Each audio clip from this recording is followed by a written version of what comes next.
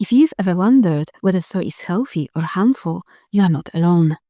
It's one of the most misunderstood foods out there, and the truth is far more surprising than the myths. Today, you will learn what soy really does in the body and why it's incredibly powerful during peri and menopause. You will also hear how one simple diet shift boosted with a small daily serving of soy helped reduce symptoms by up to 92%. And there's something almost no one tells women about soy, so stay with me. Before we get into the details, let's clear up the biggest misunderstanding, the idea that soy acts like estrogen in a dangerous way. That myth has been repeated so many times that it feels true, but it's completely backwards. Soy contains phytoestrogens, and they don't behave like the estrogen your body produces. They are much weaker, and instead of overstimulating your system, they help regulate fluctuating hormones. Think of them as gentle stabilizers during a phase of life when everything feels unpredictable. This matters because estrogen levels drop dramatically during peri and menopause.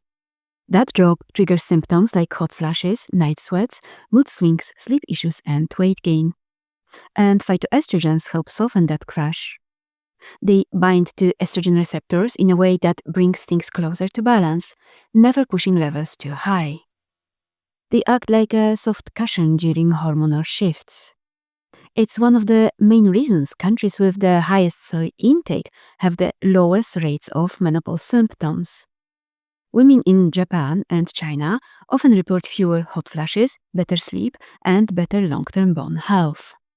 When women in Western countries increase their soy intake, they see similar improvements. You may have also heard that soy can interfere with your thyroid, but the latest research tells a different story. For people with normal thyroid function, soy doesn't appear to cause any problems. And even for those with hypothyroidism, moderate soy intake is considered safe. Just avoid having it at the same time as your medication and make sure you're getting enough iodine. And when it comes to breast cancer, the science is even more reassuring. Soy foods are linked to lower breast cancer risk, better survival, and reduced recurrence. The women who eat the most soy tend to do the best, the exact opposite of the fear-based message so many of us grew up hearing. Whole soy foods are also high in protein, which helps maintain muscle, metabolism, and satiety, all things that matter more as we age. They are rich in minerals like iron, potassium, and calcium, and unlike dairy, which can trigger inflammation or digestive issues for many women, soy tends to be gentle and supportive. So why we were told soy is dangerous in the first place? The answers are a bit frustrating. First, outdated research created the myth. A few rodent studies in the 1990s suggested soy might affect breast tissue. What most people never heard is that rats metabolize soy completely differently.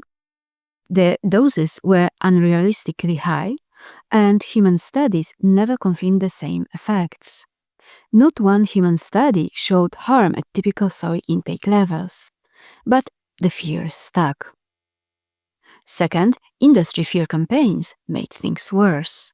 The dairy and meat industries have long feared competition from plant-based alternatives and have funded marketing campaigns to amplify consumer fears about soy.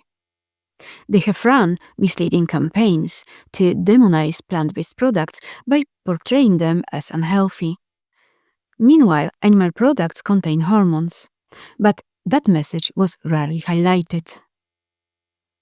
So here's where the soy myths came from, and modern research and large studies involving thousands of people show the exact opposite, with all the soy benefits we've discussed earlier. In a moment, I'll show you the exact swap that delivered those incredible 92 reduced symptoms results. But first, keep in mind that not all soy foods offer the same benefits. Highly processed soy isolates, the stuff in protein bars, powders, and fake meats, don't deliver the same results. The strongest research points to whole or minimally processed soy.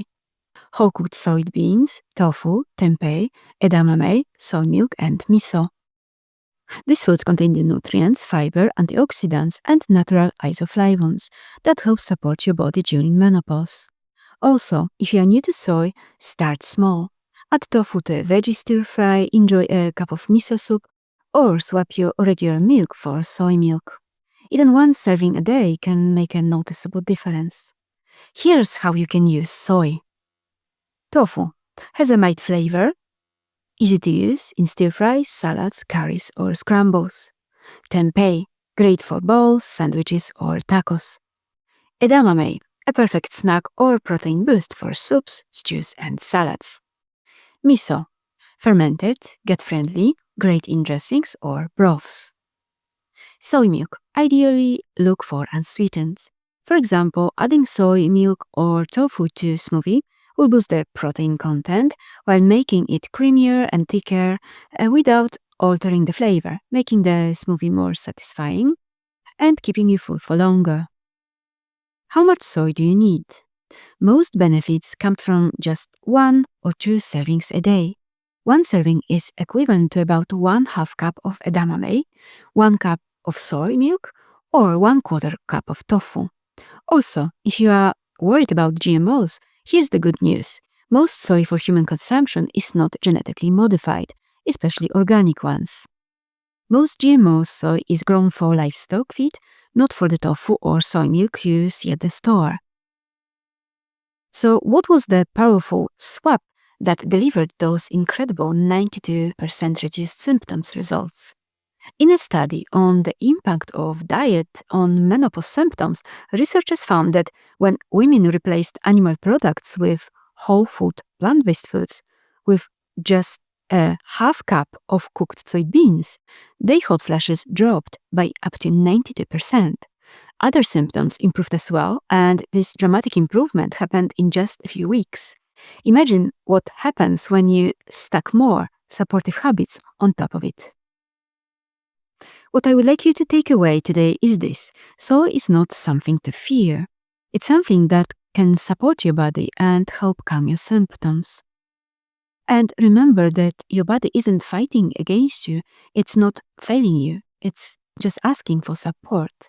It's going through a natural shift, and the right foods can help you feel more grounded, more energized, and more like yourself again.